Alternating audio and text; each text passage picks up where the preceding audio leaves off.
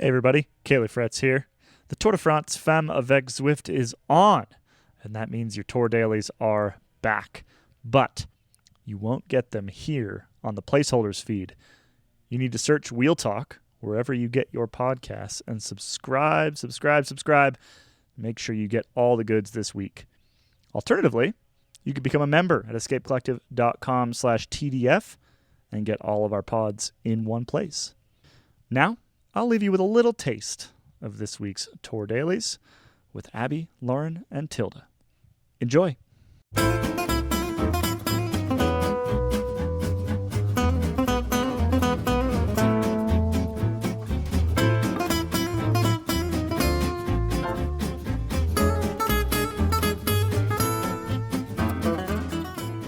Hello and welcome back to the Wheel Talk podcast on the ground in Rotterdam at the Tour de France Femmes avec Zwift. My name is Abby Mickey, and I'm here with Loren Rowney. G'day everyone. It was a long, hot day. And Matilda Price. Hello. I left the hotel 12 hours ago. I'm crying. It's been a long day for Tilda, and it's been a really long day for the riders themselves. Today was the dreaded double day, and we'll get into it. But we had two stages. The first one, a sprint. The second one, a race against the clock. What we thought was perhaps going to be a day for the sprinters and then maybe also for the sprinters or the time trial specialists turned into a completely different day. But let's start with the fact that we had a double day. So pretty odd to have a double day, especially in a women's world tour race. We get them, we've said it before, we get them all the time in the lower level races, but it's not allowed at the men's highest level and normally not allowed at the women's highest level, but the ASO convinced the UCI to make an exception for this particular event. So we had two stages in one day. And I'm not going to lie, the vast majority of people were not pleased. I think Tilda was trying to get some rider reactions today because you were on the ground there. But that was in general, just having conversations with some of the DSs, some of the riders, the staff, just the logistics behind, I think we spoke about it yesterday, the logistics of having a double day. It's hard on everyone. I mean, even media, like Tilda was saying, it was a long day for her. It's a long day for the staff, for the riders. And as we found out later in the day, actually, there was a bit of misplanning, I would say, because team buses weren't able to make it. You can correct me if I'm wrong, Tilda. From stage 2 to 3, so riders were left just sitting on the street. And you can fill us in a bit more, Tilda.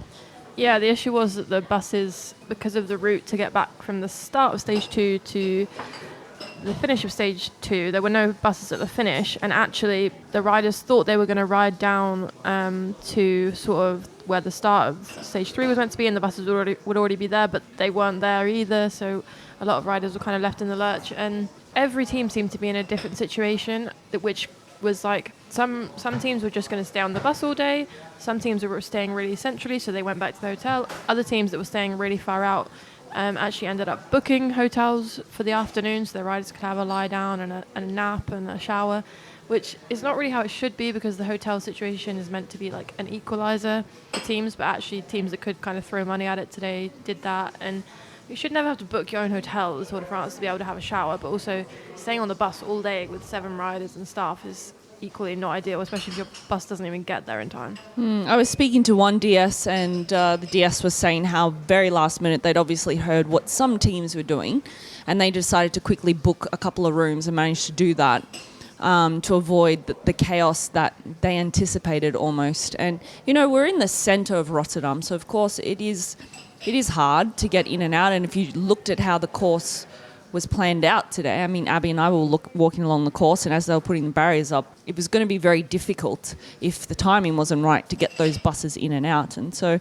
yeah, there were a lot of disgruntled staff members and riders, and then, of course, yeah, I spoke to Lucinda Brand, and she likes a short TT, and she likes racing in the Netherlands. So for her, today was, you know, not an issue. But I think, yeah, if we look at, we'll get into it, the results for some of the GC riders, they're not going to be particularly happy after today. No, but I think the one thing that I would say is that so much of the annoyance probably came from the managers and the staff and the people who had to deal with the kind of nitty-gritty and really annoying things of organising the day.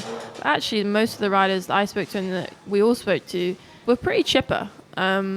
Like, most of them said it hadn't been as bad as they thought. I spoke to a few between and a few after their their TT efforts, and they were kind of okay with it. Like, it almost, in terms of the rider aspect, was maybe not as bad as some of them were fearing.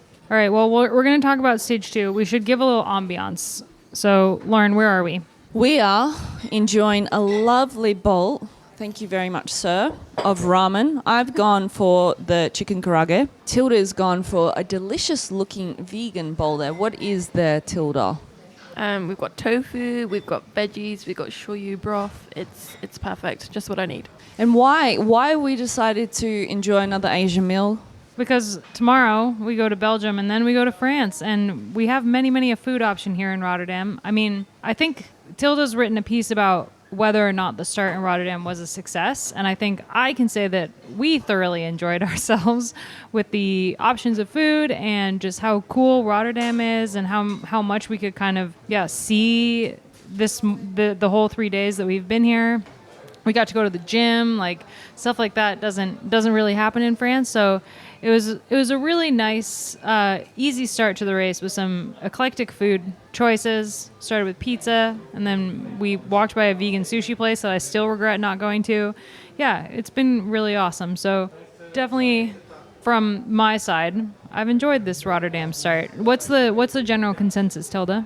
The general consensus is very positive, as you might be able to imagine. I think really the only downer was this split day, which again, as I was saying, didn't turn out to be as bad as it was, but the crowd numbers have obviously been incredible. Some things that haven't been highlighted so much, but I think also really important are how well the city has received the race. Like on Sunday they had fan rides and they had 15,000 people. They've had 6,000 bikes donated to lower income residents of the city.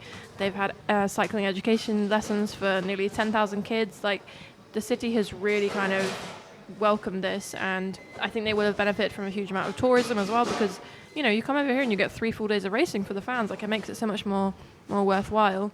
And the media has been great. I think the only downside is we do have a lack of French journalists here, because it's just been the Olympics. It's a little bit away from France, but apart from that, like, it really has been incredible. And all the riders, obviously the Dutchies are super excited, but actually all the neutral riders from other countries were loving it as well.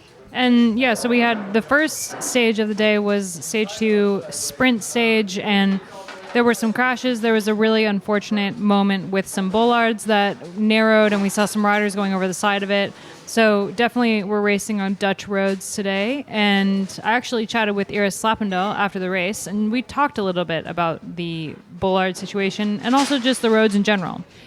All right, we're standing here at the finish. Iris Slappendal.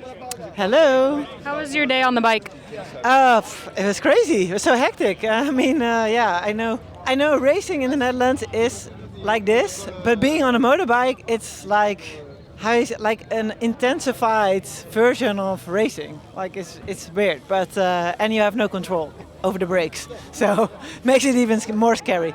But the morning was it was nice. I don't know. Did you enjoy the windmills? Yeah, the windmills were great. I was a little the incident with the bollards and the narrowing of the road was a bit worrying for me, and I think I'm curious how the riders are going to react to today's stage and the general hecticness of the course, but also just the shortness of the stage and everything before the next stage this afternoon. I feel like it was quite a lot, but also, yeah, what can you do? They know that racing in the Netherlands is like this, and you have to be super aware all the time. And I think riders, as far as what I've heard from them, there's of course there's the riders that hate racing in the Netherlands. Let's be fair, and I understand it. But there's also riders who are quite good at it, and they will definitely take an advantage in a way that they might not be winning, but they're saving energy because of the way they're able to ride in a peloton and ride through all this craziness. For example, that incident with the narrowing thing. What they do a lot in the Netherlands is when there's like a roundabout or a thing, there's like these concrete thing on the road, and I think they try to avoid crashing into some of those by narrowing it down. Yeah. What are your thoughts on Charlotte Kool and her victory over Wiebes today? Yeah, I mean, I didn't see it, but I love it. I think it's just great that we have the competition again between these two sprinters, because they are the two fastest sprinters, I think, in the world. And you also see that, by winning yesterday, it probably has given her wings, and also shows she's just like super fit at the right time. She has confidence, and I mean, it's a great story, right? And that's what's really cool.